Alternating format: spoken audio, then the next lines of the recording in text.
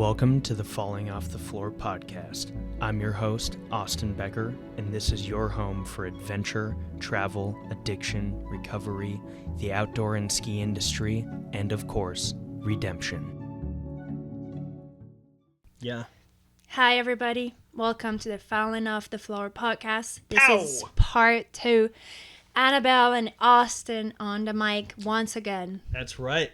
Back by popular demand. The people loved your first episode.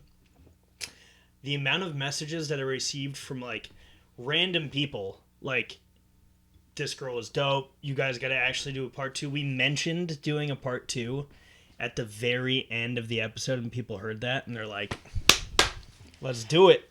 Let's do it. I'm excited. I got so much to tell. I have stories, I have tea, I have drama, positive and interesting ones. Okay.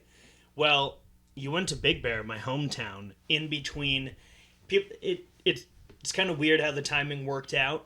We recorded that podcast almost a month ago, 3 weeks ago. We were talking about Big Bear. It just came out last week because I had some other podcasts kind of in the queue.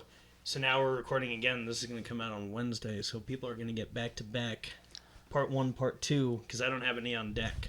Oh, that's exciting. Yeah. So then everything will be accurate date-wise. Yeah. And I love that the last time we saw here, I said, I really want to go to Big Bear. Let me just go tomorrow. And then you released the podcast. And I actually left the day after. So it was indeed tomorrow. Yeah, that was good timing. I went by myself. I was supposed to go to Tahoe, film a podcast with Mary Metzger.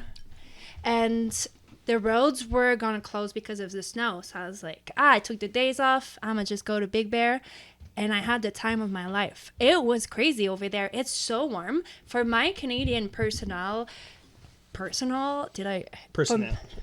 my Canadian agenda, it was so interesting that there was no ice. There was no cold. It was warmer than Canadian summer over there. Yep. And the snow was still standing. Yeah. How? Yeah, that's how we grew up skiing. It was only hoodies. Luckily, Tall Tea Productions and Gibberish were really big then. So that's all we wore was Tall Tea Productions, Gibberish. I had so many just random hoodies. That's all you wear. You wear a hoodie. And, in 2008, it was the 4XL hoodies down to the knee. Down to the knee. Gangsta. Do you think... We're starting off the podcast with some hot takes, I'm guessing, this time. Yeah, hot takes. Do you think Gibberish was better in 2010? They just changed. I think the culture around Gibberish changed, and the culture around the industry changed too. Gibberish was very niche at the time, and the people that were followers of Gibberish, that was a very niche sort of zone, and then everyone picked up on that. Gibberish was the only one doing 4XL tall. And then all these other brands were Oakley came out with Simon Dumont's big red and white jacket, the legendary jacket that was down to his knees, and all these other brands started picking up on it.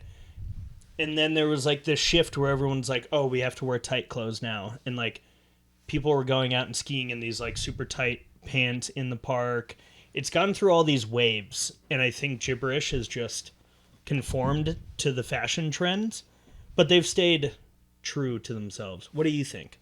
Definitely true to themselves. I feel earlier in the 2010, they were trendsetters, and now they're following the trends. And I have a feeling that they will come back to being trendsetters because they have a wonderful team right now with Zayner, Pete, Tucker, Liam, and I just want them to start the trends because they got it in them, and when they did, it was cultural. It was great.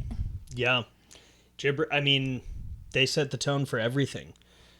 Tom Wallish, early days of Gibberish, and McChesney, who there's all these different OGs that Gibberish has had on their team that not only were they setting the trend in fashion, but these skiers were setting the trend for freestyle skiing in general. Nobody was doing triple corks and whatever. It was all about style, and I wish skiing went back to that. Yes. In a little sense. Which makes me think of, there's the new X Games owner who bought X Games, and now they're gonna do, or they are talking about it and testing it out, AI judging. And the biggest argument on AI judging is, how will they judge the style, because it's subjective, and what is the avenue for that about? Like, what's the point? Like, paying, like, judges don't get paid shit. Like, you know what I mean? Yes. And that's, like, such an important part of the sport, is, like, judging does come down. There's so many, like, the human factor goes into judging. And no matter what people want to say, people have, like, judges have favorites. And I think that's, like, the argument, too, of, like, AI has no favorites or whatever. It's judging solely on the tricks, the whatever. But it's like, that's part of the sport. That's, judges don't really get paid anything. They're probably going to spend more money implementing some AI system than they pay a judge $100 a day or whatever to, like, judge a few comps. Like, that's so accurate. Yes. Yeah. It's hard to think about that, because some of my best friends are judges. Yeah. And for them to lose their job over AI is just was not in my bingo card, as some of the Gen Z said. Picked up new lingos in between. Oh, good. But I like that there won't be as much favoritism. However, I don't know, something feels wrong about it. Maybe we'll reflect on this convo in 5 years and be like, it's so much better now. Yeah. Or maybe the other way around. We'll see how it plays out. Stay tuned 5 years from now. We'll do a check-in episode. It'll be episode like 500 at this point. Sounds great. In 5 years. I tried to do an episode a week our first year. Didn't happen. Did like 35 episodes in a year. You were 35. actually almost like right around my 1 year mark of the podcast. That would have been an honor. Maybe you can be about my 100 mark, because we're starting a Street 22 podcast. Boom! Product placement. So we are doing our yeah, can you guys see that's Street 22, and it's actually really dope. She's wearing Street 22. I am. I just got a little rundown, and we're in her studio right now. I got a little rundown of all your stuff that you got going here. You got super excited because an order came in when we were sitting here, and you're like, yes. Yeah, let's go! To give you context about where we are right now, for the audio listeners, we are in my studio, which is a basement in Sugar House. It's very fancy. There's no ceiling, there's no floor, and there's a ton of boxes, which we see behind us. I decided not to move the boxes to show you what it's all about. It's a beautiful mess, and I love it this way because it's Street 22's first year. So, I mean, we're just figuring it out. And I think for the first year, we're doing great because we have great athletes and we keep faking it till we make it. And some people wrote to us this week, and they were like, can I come work in the warehouse for you guys? Like, I'll work for free. I was like, if you come work in the warehouse, it's basically my bedroom. So I'd rather you not come here. But here you have 30% off because you offered to work for free, and that's what it's all about. It's not about clothing, it's about the people, and I really enjoyed that overall. Yeah. We're talking about fashion and stuff because I'm gonna do some merch, so I had to ask the expert. I know nothing about the fashion industry. Like, the fashion industry is, I just consume it. I like cool clothes. I like Street 22. I like niche brands like Gibberish, and but I don't know like the back end of it and like everything that goes into it. I do a lot of graphic design, so that's like easy to create graphics and like put it on something. But then there's like the manufacturer, and do you want to do like high needle embroidery or like all these? I was like, oh my god, I just gotta call Annabelle. And I answered right up. I think I FaceTimed you, and I was like, what From are you Big looking Bear. for? Yeah, from Big Bear. I was You were sleeping. like, you were in the parking lot with like your glasses on, gangsta. I was like, oh my God, this is so Big Bear. I love it. I love it. I remember seeing your text and I was like, I have to call you like right now, otherwise I won't pick up for 3 days. and in Big Bear, I was sleeping in my car. All I had was a thermarest, super comfortable. I had no window tint, no window sun catcher. Yeah. And so I just wake up at 8 with the sun you completely go. melting down, sweating on my thermarest. Get out of the car and I see Austin saying, so like I'm trying to do merch. So like FaceTime hang right up. And I'm like, okay, so you want to do like print on demand, you want to do customs, because it's all such a nightmare to figure out at first, because you have to sit down, figure out, is my company a clothing company? If meaning that, is it worth it for me to do everything custom? So have custom pattern, pay for custom embroidery, custom printing, and everything you see it costs let's say you make a hoodie and you make the hood more XXL than usual. That might add $15 to each of the hoodies. So you have to think very carefully about what your audience is looking for. Yeah. And that's still something we're talking with Austin about. Yeah. For the falling off the floor hoodies, Boom. how much do you want to sell them for? How much do you think people are going to buy it for? And it's like, sometimes it takes the fun out of it. Yeah. I do find it interesting though. I had like a really fun week. I had finished a bunch of work for clients and was like, this is the week. We're going to get the website done. I'm going to start looking into merch because like people have asked about it. And I had these like ideas. So like I made this like one design that says mental health fucking matters. And that is just going on the back of this hoodie. And I like designed this like happy face that's going to go, it replaces the U in fucking to be like F with this like little happy face like design that I made. Spent like hours going through font. Like I do a ton of graphic design with my company, so it was like fun to like create something fun that wasn't for a client. It was just creative.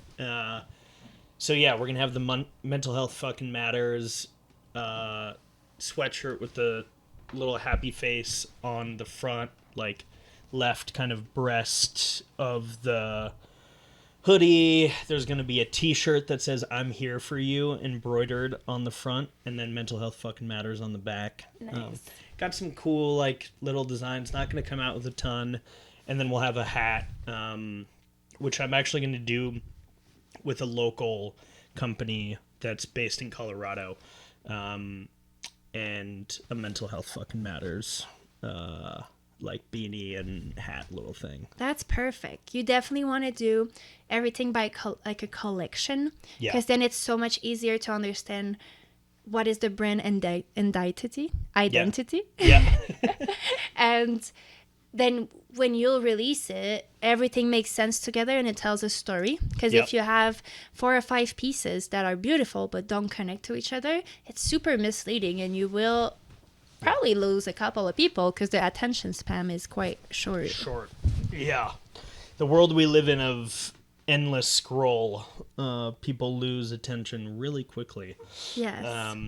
So yeah, it's kind of been a fun little thing, and I don't know a lot of people in the fashion world, so I was like, Annabelle, boom, top of the mind. We just recorded a podcast. I was like, I gotta reach out to Annabelle. So. And I got you. Yeah. The way Street 22 goes about production is I make everything custom. So all the patterns I made myself. And the way I manage being a skier and having a career in skiing, but also having a career in fashion, is I will make one item by myself. So if we're making a puffer jacket, I will sew it by myself, make one, draw the pattern, and I'll send it to the manufacturer. And they will do much more of them. So let's say 50 puffers. So then I get to ski while these are being made, and they're still me, because you can you can't really, you could reproduce the pattern. However, Yeah. it came from my head. So Yeah. it would be more of a coincidence. Or, Yeah. I mean, I did get my design still twice this year, which is the biggest compliment. I have now made it. Thank you, everybody. Yes. I sold out the puffers and then they got stolen by Shein. And the interesting part about Shein taking my designs is that they're selling it for not even the price it's costing me per puffers. So I'm wondering, I think they'd be using trash bags and how would you call that? Dust to fill it. Yeah, like Yeah, how? You're not doing it with goose down. It's like they grabbed some dirt and stuck it in the Yeah. puffer. And, Oh yeah, like belly button dust. I feel Yeah. like that's Oh, how yeah. they filled it up yeah, because smelly belly button. yeah, because they're selling it for less than $100, and I'm like, bro, this puffer we're talking about the woven puffer. So it's a puffer that is you take tubes of fabric filled with synthetic or down depending, and then you mesh them together and create a puffer, and all the inside is paisley lined with pockets, and it's hundreds of dollars to produce, and they're selling Yeah. it for 100. So please hit up my line and tell me how you did this. Yeah. Because maybe we'll circle back, but Yeah. for real, I don't think Sweatshops and overseas. That's probably how it's getting done. yes, probably. And So your we're stuff is not high- gonna go there. Your Yeah. stuff is high quality, good manufacturers. Everything is ethically made. Everybody is Yeah. getting paid a very good wage, and it is written inside of your puffer that it's certified ethical. So Yeah. you know you're buying something that provides for everybody who's behind the chain of production. Yeah. And that is like an important thing because no matter what we do, there's like so many steps to it. Like this podcast. Somebody made the stand, somebody made the mic, somebody made the cord. None of this would be possible without the people before it that were producing these things. And it's the same thing with anything that's manufactured. Like we use all of these products, but you don't, and everyone wants the cheapest. It's like you want the highest quality good for the cheapest possible amount. That's American and worldwide trade. American. Which I have some stories about the fact that you said American made me think about Big Bear, because I thought Yeah. that was one of the most American places I've ever been. Really interesting. Interesting. I just had so much as a Canadian person, the most American encounters ever, where I was like, I thought that was a stereotype. I didn't think it would happen for real. Oh yeah. What were some of the things you encountered? Let's hear it. I'm not calling out that person because that person is one of my favorite person ever. But so I went to Big Bear and I didn't know anyone except Luke and some other friends. Luke writes for Street 22 Skateboards and Snow Skate. You could check him out on the Instagram. He's very talented, very good. So I went there, met up with Luke, and then some of the park crew people were very welcoming to me. I love them for it. It was a great time. Yeah. And at the end of my journey over there, I gave some of them Street 22 to say thank you. I appreciate it being there. Yeah. Well, what was the experience like in Big Bear for you? What was obviously there's a huge park scene in Big Bear. It's where I was born and raised in the town right next door, Lake Arrowhead. So Big Bear was my, where I skied, and like all my homies are from Big Bear. Did you like the park? Did you like the scene? I loved it. I arrived there and I didn't know really what to expect. Yeah. I expected it to be in some kind of way hard because I grew up watching Sunday in the Park, and everything was so, you had to earn your rail, meaning that the lip to get on the rail. Street style. Very street style. You're earning it. You're making the pop. The lip isn't doing it for you. Yep. So when I arrived, I felt like everything was pretty chill, but that might have been me having 10 years behind my belt too. Yeah. So maybe I should. You ski street. Yes. You've got more experience. I think, for example, like everything you go to like a Copper or these like very training oriented parks, everything is like pristine. Like the lips at all hours of the day. Like the park crew is so on top of it at places like Copper, like Keystone back in the day, A51, everything was like scientifically perfect. Like the lips on all of the jumps. And Big Bear was like the redheaded stepchild that was like, no, fuck this. Like, we're going to have a skate park, but on snow. And like, our little ski community, very few skiers. Like, I feel like I've seen more skiers now in Big Bear, but man, we had a tight crew. Like, it was a really small crew. My homie John Michael, Tucker Keating, Keenan, all these guys. There was like a group of like, I felt like 10 to 15 of us that like actually skied. Is Keenan Kidolo? Yeah. Oh my god, I met him. That was one of the first people I met. Yeah, I That's grew so up with funny. Keenan as well. Keenan was very welcoming because I arrived there and I'm standing at the top of the hill and I'm like, why is everybody here a snowboarder? Yeah. And then I saw Kdolo, Tristan, two other homies, Elias. I was like, bro, I saw 4 men skiers, no girl skier. And so I asked them, where are the girly pops at? They said, well, bad news. There's only one girl and she's injured right now. Her name is Rachel. Sweet girl. I met her. She's very nice. She'll be back on the snow. But it's her second year. So there's no long-time skier girls at Bear. So if you are a long-time skier girl thinking of moving to California, move to Big Bear. Go represent us. We need you. We are recruiting. I feel like, I don't know, like the scene just changed at Big Bear a lot. It used to be, all these resorts changed when they got bought out. Bear was owned by the same family, Bear Mountain Snow Summit. They were owned by the same family forever, and like, of course, like when you get an offer you can't refuse, things start to change. And I feel like the scene has just changed in Big Bear. I don't think back in the day it was very different. Like it was. I remember it being so hardcore. So it was like you wanted to go to Big Bear. Yeah. You wanted to go to Breckenridge and Keystone. Like it was one of those eras where everything just seemed so like it was happening there and only there. Yeah. You had to show up. Freestyle skiing in a lot of ways is like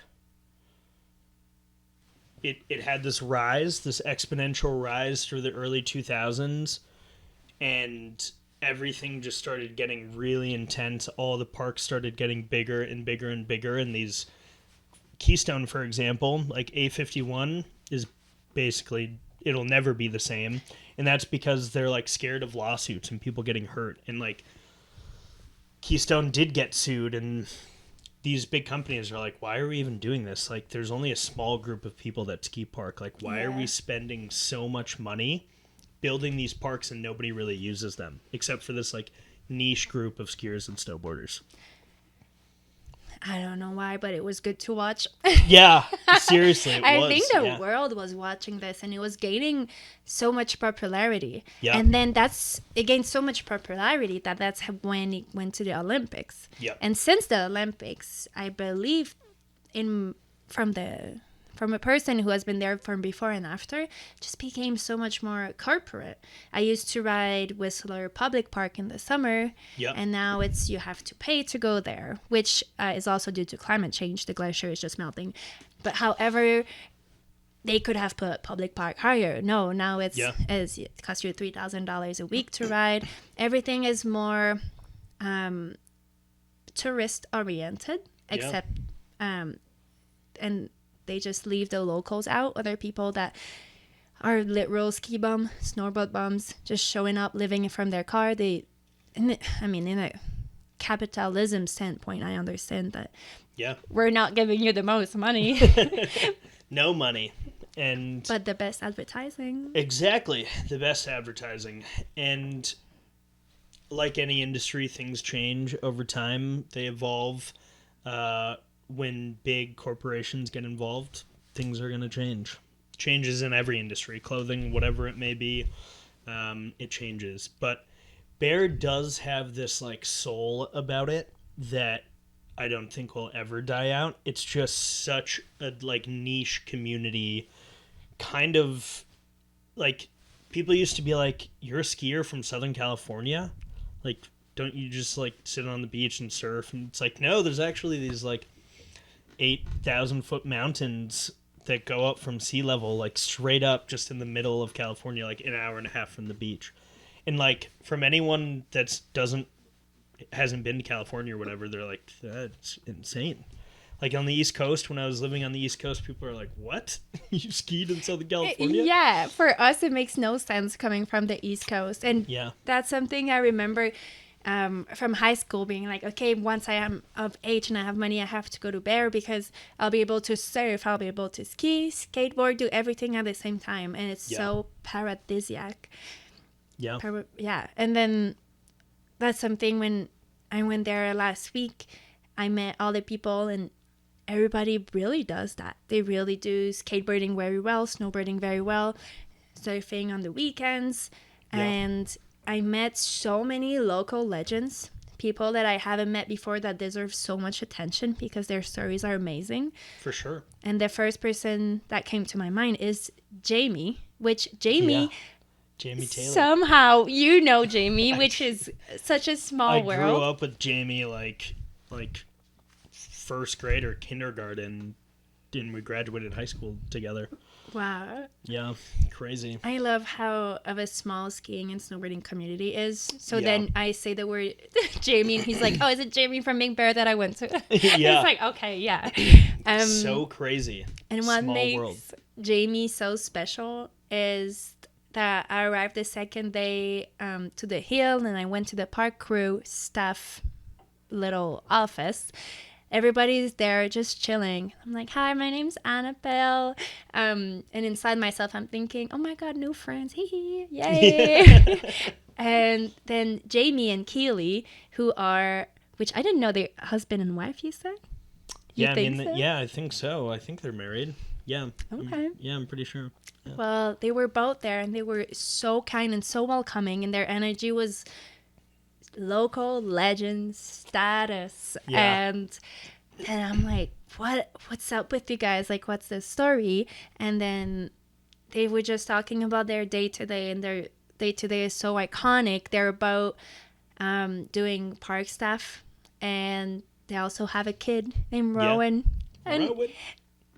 Adorable. And they just had him in the park staff office, and it's just such a wholesome moment. And Keely, who is also 26, and I am 26, so I was like, oh my God, wait, my thought was I want to be you when I grow up, but you're my age, maybe I should get going. I don't know, I'm missing out. And then Jamie was a snowboarder who became a skier 5 years ago. And then I discovered his skiing, and we put him on Dell Boots, which is a fully custom company of ski boots down in Salt Lake City. And he is now an athlete on the team. No way. Awesome. That encounter did good for both of us. Yeah, that's amazing. I remember Jamie growing up snowboarding. We used to ride Snow Valley. So like Snow Valley back in the day was also different. Like what the hell is the name of that? The Edge. That's what they called the park. It's called The Edge. And it was actually a great park, and it's a little bit closer to Lake Arrowhead. So from Lake Arrowhead, Snow Valley is like 20-minute drive. Big Bear is like 45 minutes, whatever. Basically like driving from here to any of the mountains that we ski at. Like not too far. So yeah, I noticed that on social media he switched over to skiing, and I was like, all right, this is fucking rad. Yeah. Is he still rocking the dreads? Oh, yeah. And They Hell look yeah. so fabulous. They float in the wind. Yeah. Well, we'll have to tell them that we gave them the shout out on the podcast. And Yeah, I think that's tell the 'em to listen. biggest shout out in the podcast so far, Pow, because we pow, gave Jamie, Myri 2 last time. Myri sent me a nice message on Oh, he social media. did? Yeah, Yeah. we connected on social. I just want to make sure everybody who's listening that has connection, Myri needs to go to X Games next year. He deserves it. Just leaving it Seriously. out there. Write to him. He deserves it. He's doing a great show. Seriously, Boom, his boom. tricks, I like clicked because I don't think I'd really seen him on Instagram before. Maybe stuff that you reposted, and I didn't put face to the name. And so he followed me on Instagram and like tagged me in something, and I looked on his page and I was like, "Yo, this guy gets down. This guy rips." In the woven puffer that Sheen stole. That Sheen stole. Those Yeah, Myri has bastards. the original. Sheen can eat it. Yeah. You know what's funny?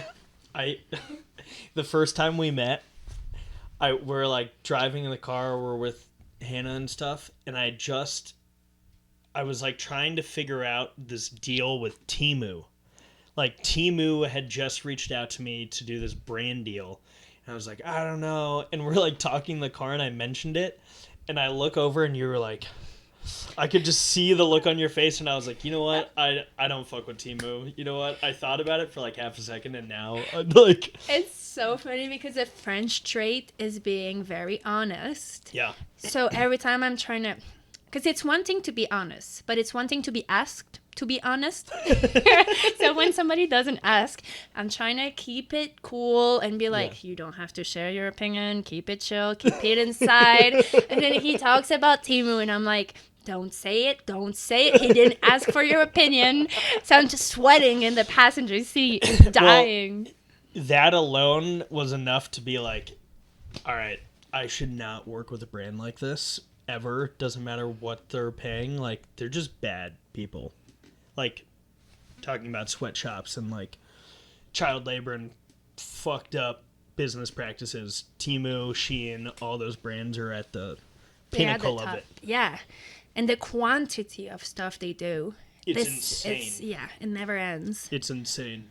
Like, the waste that goes into all of this shit. They are so... Their marketing is so insane. Like, if you go on a Temu or a Shein app, you could scroll for the rest of your life and never stop. That's how many products they have. You really And they could. like set, and as you scroll, they're like, here's a 20% off code. You want a free item? Here's a free item. Click here. And it's like, yo, like... Yo, chill, dude. I Yeah. know. When I opened Temu the first time and the last time, there was like wheels of discounts. It's like, you like spin the wheel, and then if you don't like use the discount, it's like telling you over and over again, like, here's 6 free. Actually, here's 20 free items. You just need to spend like $8 and you get 20 free items, and like that's how they get you. You spend the $8, and then it's just like this constant. I made one order from Temu ever. Everything was so shit, and I was like, why did I... But they got me. Like, that marketing tactic of, like, they make it so interactive, and, like, here's 50% off, 100% off, and you're like, oh, I'm not even spending money, and then you get to the checkout, and it's, like, $60, and you're like, what am I buying $60? Like, I have double-sided tape right now in my desk that the other day my friend opened my desk and she was like, what is this? And I was like, it's double-sided tape from Temu. She's like, what? Like, why do you have double-sided tape from Temu? Yeah, you could just go to your next door hardware, or Aceware, however this is called. But it was just like, they get you. They're master manipulators. They're so good at creating these marketing tactics. I feel like the marketing tactics I get the most influenced by. Oh my god! It's I really like those TikTok ads. Mind you, I don't have TikTok shop because I'm Canadian. This doesn't exist. But I'm on fashion designer TikTok. So everything they do ads for is like very nice independent designer. Yeah. And then they do such a great job. And then I saw the other day, it was a 3D printed cap. How'd you call that in English? Like the baseball caps. Yeah. 3D printed. And then I'm like, I need it. It's like $400. I'm like, I don't need it. I need it. Oh, and then, Did you order it? well, I slept on it, and I woke up the next day, and I was like, why the fuck would I need a 3D printed cap? Like, I'm glad you slept on it. yeah. I would, no matter what way you responded right there, I would have gassed you up if you said I bought the 3D printed hat for $400. Because it's like you support a brand. However, like, how crazy would it have looked like a cartoon character? Like, somebody else could pull it off, but I don't think I can pull it off tomorrow, the next day. However, I would have framed it and supported the artist. Yeah, there you go. But I don't have $400. My Cash App is... I'm kidding. My Cash App. Looking straight at the camera. So that's right. Yeah. No, Canadian don't have Venmo, so you don't have Venmo? we can't because it's a third-party app. Because so if Venmo went bankrupt, Canadians. they would leave with your money. Hee hee. Oh, okay. That's good to know. That's good to know. I don't keep my money in there. I'm quick with it. Somebody sends it, I'm like, get that over. Now you just spend it on Temu. I wish I had never made that order. Because now I have these knick-knack things around my house. I'm like, where the hell did I... Oh, Temu, that's where I got it. Like, shit that I will never use. And so low quality. But we can't keep giving them any more love on this podcast. No. It's enough. It's enough with the shout out. I think it's just because Austin drove in yesterday. I worked all day, and we're just having a nice homey conversation as if we were having like mac and cheese on a Friday night. Yeah. I mean, we basically are having mac and cheese on a Friday night. That's what's going on. We're in a basement studio with the Street 22 behind us. Yes. Big chillin'. So, something that we didn't dive super deep into were like some of the expeditions that you did in the Arctic that I am personally super interested by. I think a big community that follows this podcast is very much into the outdoors and exploration, and something that you told me, not on the podcast, was that you used to take wingsuiters on expeditions, like get wingsuiters out there and these. What is that all about? That's a good question.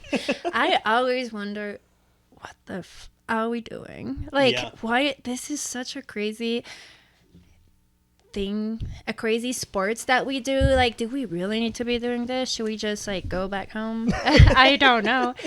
But yeah, somehow we ended up doing this. So it goes down to, we took athletes that do wingsuit. So you have to, they want to do some of the highest peaks up in Nunavut and Baffin Island.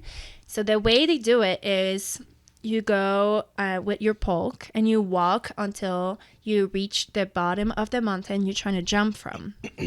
And that's when you let people go, meaning you let them hike that mountain alone, because that's when your contract ends. So when they hike that mountain peak, the danger of deaths are very, very high. Yeah. And the reason for this is, first, you're in a wingsuit, like, what are you thinking? Yeah. But sometimes, you just got to push the sport to the maximum. But once there's the peak, how it works up in the Arctic is you have frozen water around the peaks. And when water touches the shore, it becomes very hard ice, which is the ice you see in the movies, like super pointy, that you could just like a how'd you call that? A knife's edge, almost. Yes. Yeah. So if you land on that, I mean, it's pretty done. So unfortunately for you. Yeah. And the waters, the current is very strong, so it goes up and down 7 meters throughout the days. Wow. So all that hard ice changes throughout the day, so it's hard to predict.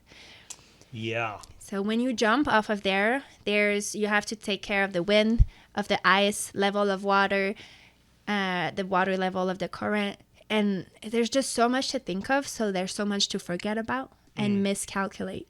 Yeah. None of the people we helped have passed away.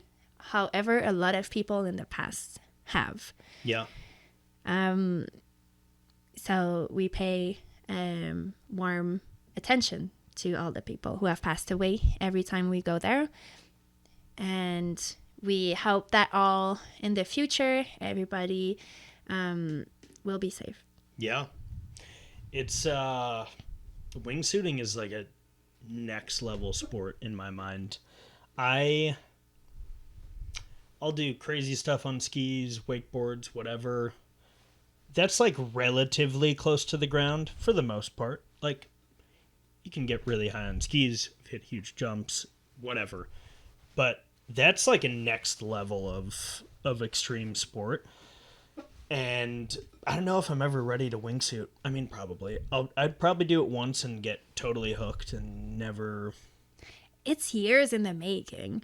The Yeah. people we helped, they were very convincing. They were like, "Oh, no, you just come with me down in Ontario. We'll take a plane. We'll jump out the plane. We'll do it like a couple 100 times, and then we'll go wingsuit. Don't worry about it. It's gonna be fine." And I was like, "Great." I think my mom's gonna die if I tell her this. Like, I just Yeah. can't. I'll choose one thing. I'll just bring you there. You do it, and I'll film it. Yeah, Maybe I'll go ride the mountain next to it with my pow skis. there we go. I Yeah. kind of like this idea. But even just, we face a lot of dangers up in the Arctic just being there. Yeah, One of my favorite stories, I wasn't there for that one, but it's my favorite because it's so absurd.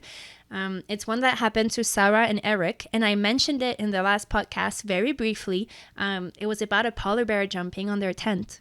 And Holy shit. but you have to know how it ended. Everybody's safe. Just it's a funny story. Yeah. But I hope I will tell it right. I think I will.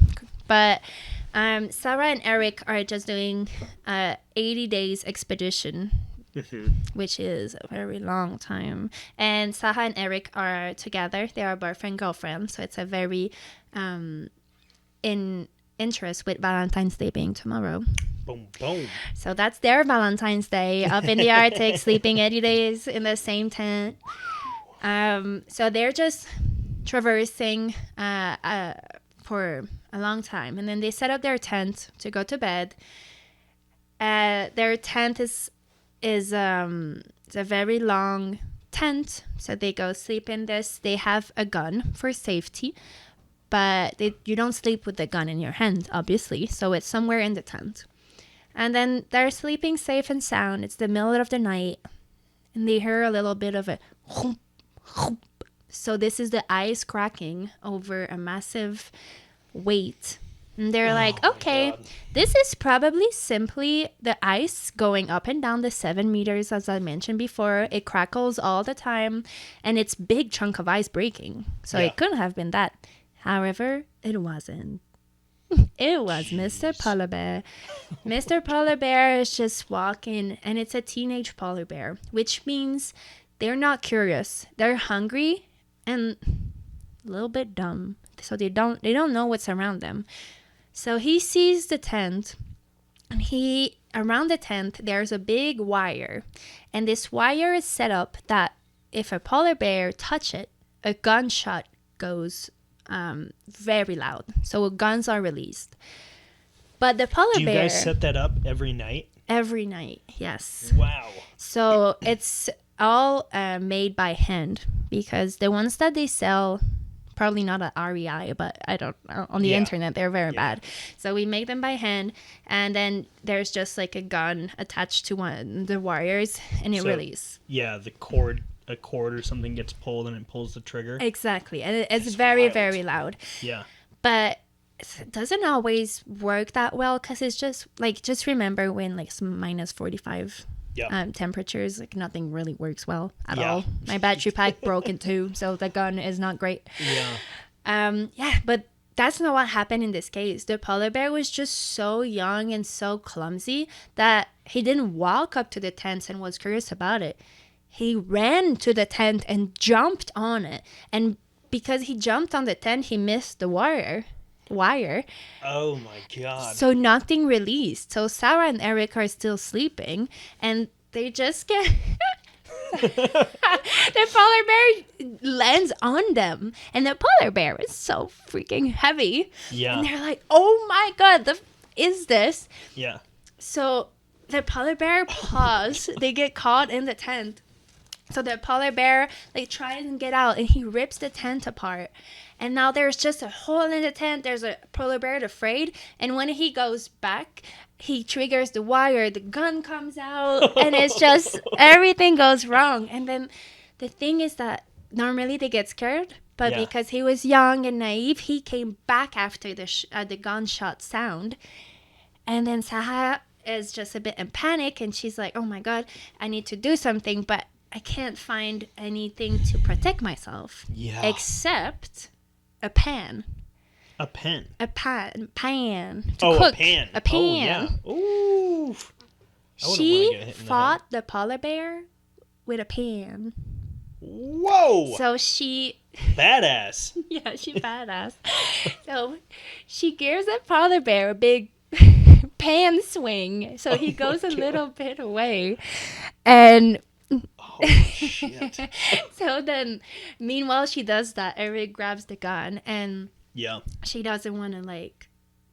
You never want to kill a polar bear, because if you kill or shoot a polar bear, there's a fine that is very heavy, between 20K to 15K, because you're in his territory. It's not your territory. You walked in there. You knew there was polar bear. You can't kill a polar bear. Yeah. And you are allowed to hunt polar bears. However, this is not a hunting scenario, so it doesn't count. Yeah. So, and it ends your expeditions right there. You got to go home, file paperwork and stuff. So she fought him with a pan for a second there, and then they shot a couple more gunshot in the air, and the polar bear went away, but he was still in sight for a long time. So they just packed up the tent that was all ripped apart, packed it up in the sled, and they started skiing away.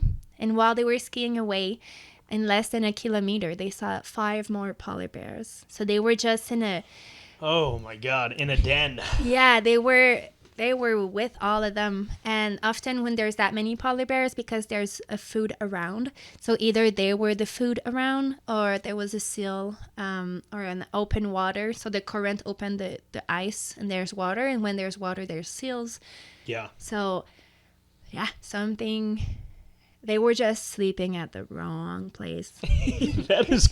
Imagine waking up and there's a polar bear on top of you. Like, there wasn't, like, any, like, oof, or, like, they wake up to some sound. A fucking polar bear. You just wake up and this, like, 1,000-pound animal is laying on top of you. Yeah. I don't even know how to... And you're, like, half asleep. Like, how do you even process that? I would... Nightmare. My tiny little cat that's about 7 pounds, he jumps on me in the middle of the night, and I'm like, what the hell is going on? Like, you know, I'm freaking out at this little... I mean, I call him a little lion. He's an offshoot of a lion, you know. Yeah, he's a mini lion. Yeah, he's a mini lion. I, like, freak out from him jumping on me, let alone a polar bear. Yeah, that weighs, like, 4 times your weight. Yeah, no thanks. But something interesting, fun fact about protecting yourself from polar bears, you bring a dog with you. They don't like dogs.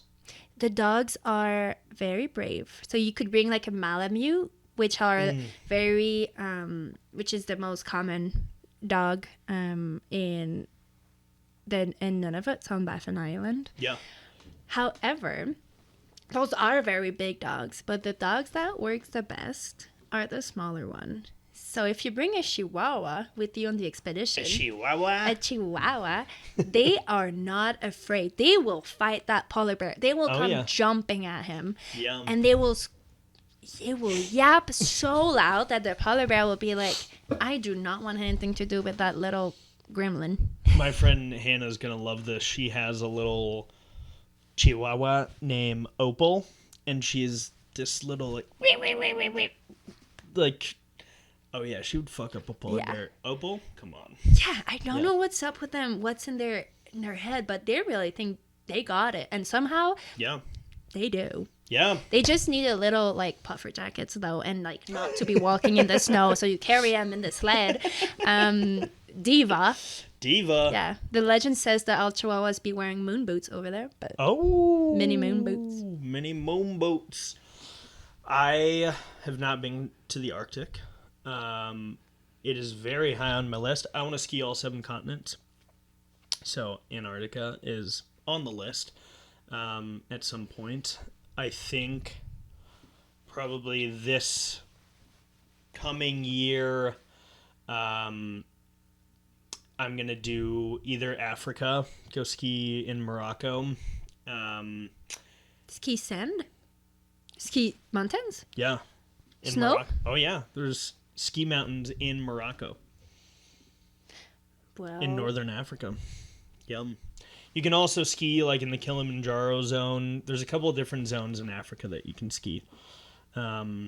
Just to say, Boop. check it off. yes. Boop. I Have you haven't skied been- South America? Not yet. No. That's also. I've been thinking a lot of people have been going to Chile, Yeah. which sounds very nice. My friends went earlier this year. Yeah. They had a good time because of the people, but the snow wasn't very good. But Yeah. that's all I need, just the Yeah. right people. Yeah. I think when I do South America, I want to tie it together with Antarctica because you can fly to Patagonia or outside of Patagonia and take buses in, and you can actually ski those areas. It's really intense. These guys just came out with this film this last year called Painting the Mountains. It was a picture organic film. They had it at the Winter Park Film Festival. It was the most, by far the best film, in my opinion, of this last year. These guys are skiing the gnarliest lines. Nobody skis in Patagonia. It's like not a very common thing. People aren't like, we're going to go ski these zones because it's super variable conditions, super high wind, not a lot of snow. There's like these ribbons of snow. That's why they call it Painting the Mountain. They're like skiing these like 4 or 5 meter wide strips of snow on like straight up and down rock faces and traversing and mountaineering and all this crazy stuff. If you guys haven't seen Painting the Mountains, you haven't seen it, right? No, I All right, haven't seen it. you got to check this out. I know I'm missing out. Yeah, I Painting need the to know. Mountains. It's a bunch of French guys from Chamonix that go down there. It's like documentary style, and they meet this like local legend. This dude is like 60 years old, always a cigarette in his mouth, and all he does is ski Patagonia. He's like the godfather of Patagonia skiing, and this dude gets fucking down. He's a legend. I swear, those guides that chain smokes, that's when I went to Alaska for my first mountaineering trip. That's what my guide was doing. Yeah. We were doing, I don't know how many miles up. In my mind, it was 11. And he chain smoked the whole time. And he had a backpack the same weight as ours, but he was adding up to that a sled on pure dirt. Yeah. And he was just tossing it around. Meanwhile, I was dying and he was chain smoking. So, I mean, that's when I started smoking cigarettes and they went way faster. Yeah. I'm kidding. Yeah. Gets you going. Gets you going, get more smokes and just... Our guide in Alaska last winter, who we're skiing with again this year, show up. Older dude in his 50s, total fucking legend. Andy Barnes, if you're listening to this, you're a fucking legend, dude. Andy he connected with us through Instagram and was like, I've been following you guys. I want to ski with you guys when you come out to Alaska. I saw you guys are coming to Alaska. I've been skiing here for 55 years. I know the Alaskan ski line's like nobody's business. And I like look at my buddies and I'm like, should we like actually consider this? Sure enough, we did. Met this dude, super hardened Alaska guy. Side of his helmet, he has a sticker that says Dabs Ahoy for like taking weed dabs. He's got a joint in his mouth, like going up the hill. Guy's constantly smoking, getting after it, and just a total legend. He's like in his 50s, like charging up these boot packs and these tour lines, like, and we're all, and he's just going. smoking, I swear. ripping. All of those smoking people that do mountaineering, they have superpower. I don't know what's up. I Yeah. don't know if they were like compensating for their lungs being, so then they train harder. But Yeah. they go so fast. They just want to humble us so hard. Yeah, I could use that. I have been off with injury the last like 3.5 weeks, and was like, I gotta keep my cardio up because I was like feeling really good cardio wise. I was cycling a lot this summer. I was touring a lot in the beginning of the year, and I was like, okay, I feel good for because March is like really crazy. I'm going to Canada actually. Yeah. Where? Going to Revelstoke, Whistler. I'm flying into Seattle. Gonna ski at Mount Baker, and go up to Whistler, and then across to Revelstoke, down to like the Red Mountain Zone, Nice. Jackson, Wyoming, and then back to Denver. Do you travel so much? Do you Yeah. sometimes feel like it's hard to not have, because you do have a home in Colorado, but you're so always traveling. Yeah. It's a love-hate relationship for sure. There's times that I'll be getting towards the end of a trip, and I'm like, man, I really just want to be in my own bed. Like, I'm tired of like hotels or sleeping on people's couches. I would say summers slow down a little bit. Like, my winters are just crazy.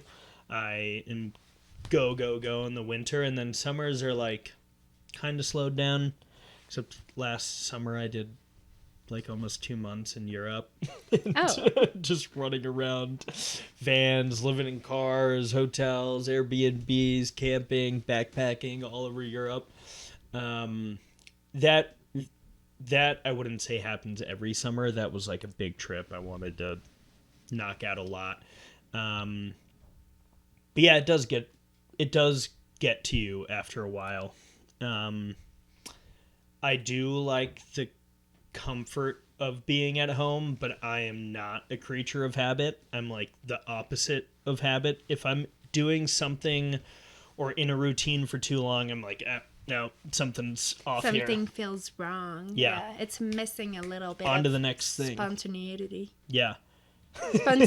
What is going on with my English? I spoke a lot today. Maybe that's why now my words are just blee blee blah blah blah. Blah, blah, blah, blah, blah. But yeah, you've traveled a lot too. I started traveling when I was 15 because I had this urge of doing something that was just a little bit of a crazy something. I don't know. I had this little fire inside. So at 15, I went up to Hawaii and worked on a farm for free. And they Pretty cool. provided me with a tent that they got at Costco. There was a big hole in the tent. They said I was going to have a mattress. I did not have any mattress when I arrived there. And I mentioned it like, this is pretty rough to sleep on, sir. Can I have something to sleep on? And he said, of course I got you. And he got me a picnic nap, the ones that you bring to the park with your family.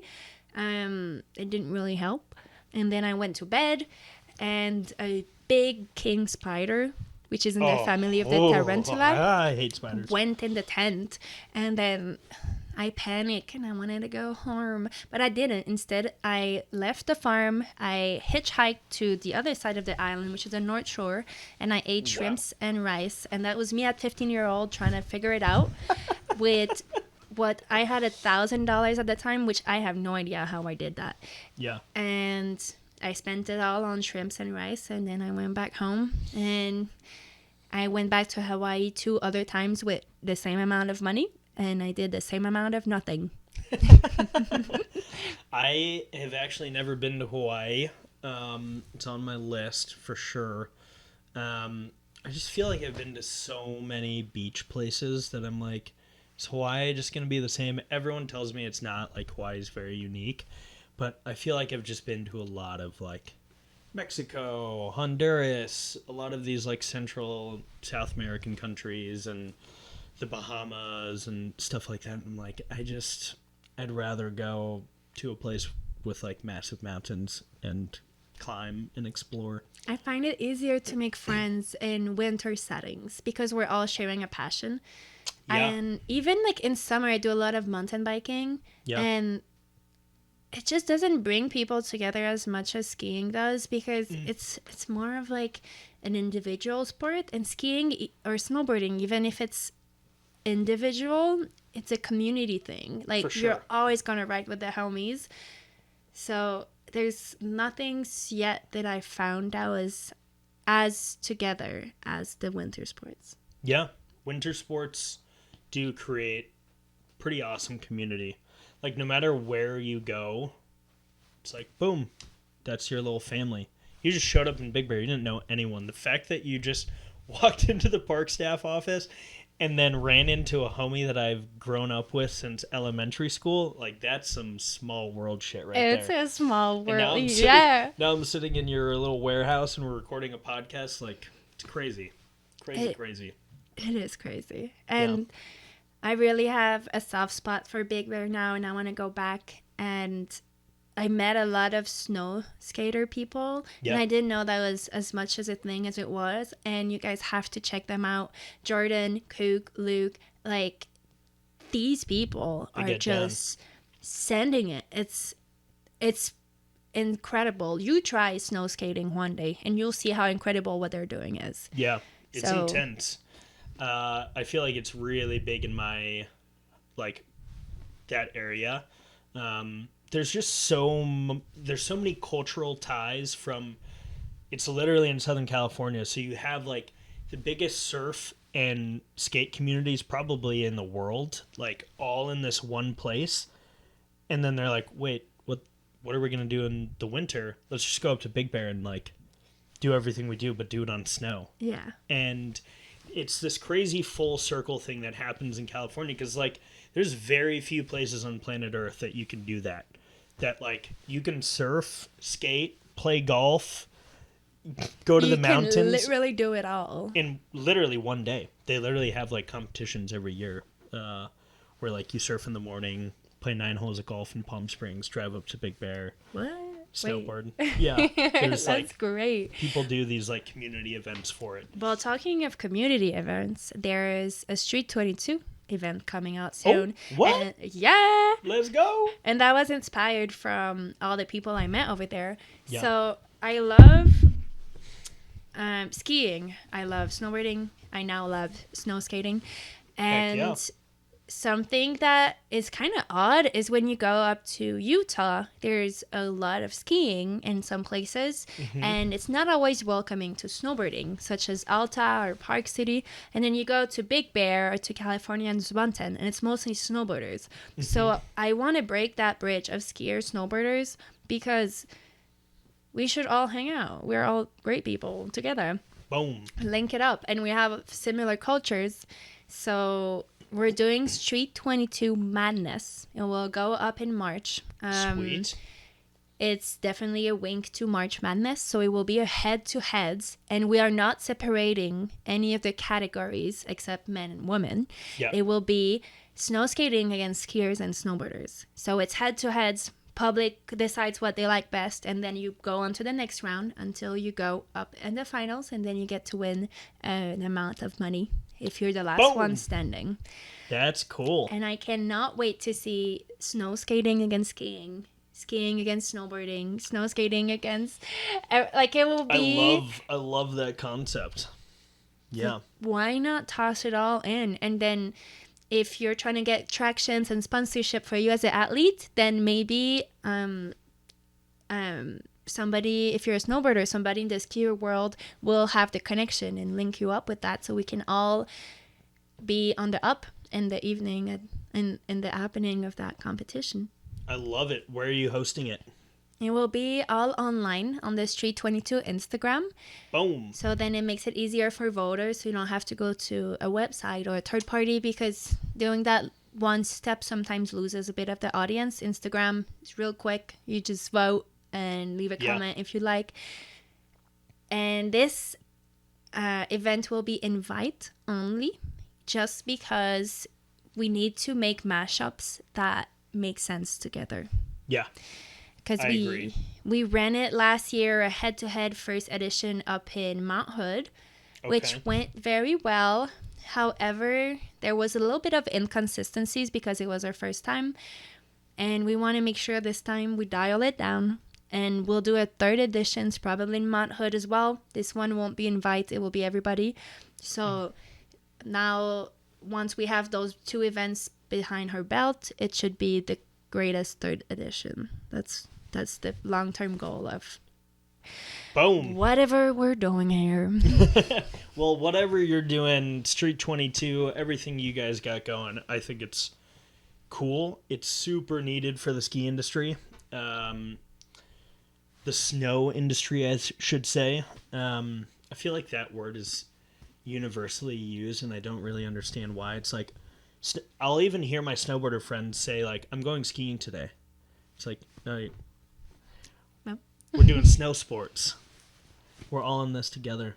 Didn't they say that in, like, High School Musical? We're all in this together. Yeah, I gave a Zac conference as a high school in Utah, and I thought it was at the High School Musical. I don't know why I assumed it was there. It was not there. So in the morning of it, I have my whole conference prepared. Conference was about what's up, what is Street 22, how you start a brand. Yeah. And then I told my friend, and I'm like, oh, I'm giving a conference at High School Musical. And she's like, I don't think so. I'm like, yeah. And then she pulls out the flyer, and it was not there. So anyways, it went well. There was thousands of students. Kidding, there was 7. I don't know who they were, because they had the options to come listen to me or go skiing. I was like, that's not fair. You have to say mandatory. They have to be there, because I know they won't show up. Yeah. But jokes on them, because I brought Canadian snacks. So they had Lay's ketchup, Arrero bars, coffee crips, which it's a Mormon place, so don't bring coffee candies if you do something in a Mormon school. Learned and listened, okay. Yeah. But yeah, I think I helped one other student out. She was motivated, and that's all that matters. That's, if you affect one person's life, whether it's this podcast, whether it's your podcast, your brand, whatever, that's the only thing that matters. Indeed. One person. Well, we're past our hour mark. I'm going to hit you with it again. Your burning desire. One thing you want to leave with the audience. God, I'll be back here in a few months. We'll do a part 3. I still have so much tea to tell, but we got lost in fun. Yeah, so we got lost in fun. It's okay. We're going to go have dinner with Hand Can right now. You can spill the tea. We will. Yeah, we will. The audience will have to wait for part 3. And if we do a Street 22 podcast, maybe the part 3 will be Street 22 interviewing Austin. Yeah, that's right. On everything. My burning desire. So, what I've been thinking about is I am 26 years old now, and which is like still young. It's just I don't know. It's 26. It's an age where a lot of people will wonder, do I want family? Do I want travel? Do I want to, I don't know, watch movies every Friday night instead of going out? Who knows? That's me. That's me 1 week out of 2. Depends. Yeah. But yeah, seeing Jamie and Keely having a beautiful son and still coming out with us to play pool. We would just go play pool a bit earlier, around 6:30 or 7. This warmed my heart to another extent, and I am now not gonna settle for less ever, because they have it all. And that's what I want to share with someone, being able to share my passion for skiing and snowboarding, and have a son that will grow up in that world with the right values. And I have a special place in my heart for this family. And they will both be playing in March Madness, so in Street 22 Madness. So, no way. Oh, yeah. So stay tuned. Stay tuned. And the burning desire is thriving for nothing less than healthy relationship in love and friendship. Love it. You know what? We talk about connection a lot on this podcast. Community, connection, whether that's friendship, relationship, family, what have you.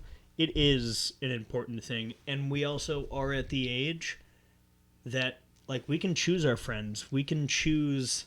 It's not like we're at school and we're like forced in this community. Like we're adults and we get to choose the people that we spend our time with. Like time is money, time is valuable, and I love that. Like don't settle for less. Boom. Anything in life. Boom. Boom. Part 2, episode 38 with Miss Annabelle. We are out. Boom. Boom. Boom, boom, boom, boom, boom, boom. Boom. Boom.